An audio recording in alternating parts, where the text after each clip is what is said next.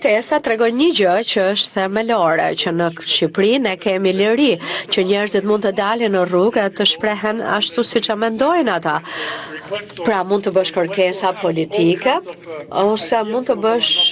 të sjellësh çfarëdo lloj idesh, ndoshta edhe jo më të mira të mundshme, por që gjithsesi idenë tënde ti ke të drejtë ta shprehësh dhe e drejta për protest është respektohet në Shqipëri dhe nuk shoh lidhje ndërmjet protestave dhe të drejtës dhe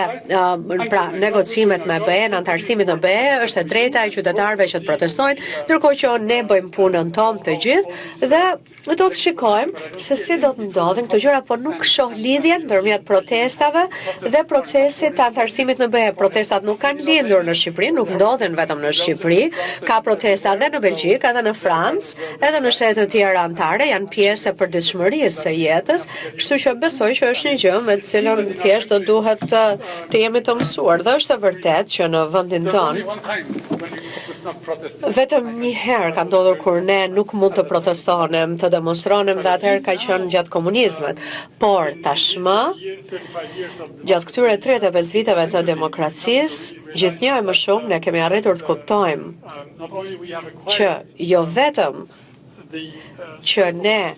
kemi kuptuar që institucionet tona janë të forta, por shikojmë edhe këtë gjallëri në shoqërinë tonë me qytetarët tanë që duan të dëgjohen ndonjëherë edhe me konfuzim, por që gjithsesi unë shoh si një shembull i cili do duhet që t'i bëjë të tjera të kuptojnë që liritë individuale në Shqipëri funksionojnë. Dhe kjo është një nga ato gjërat, kështu mendoj unë, që do të shikojnë dhe do të mendohet për protesta, ndërsa sa u përket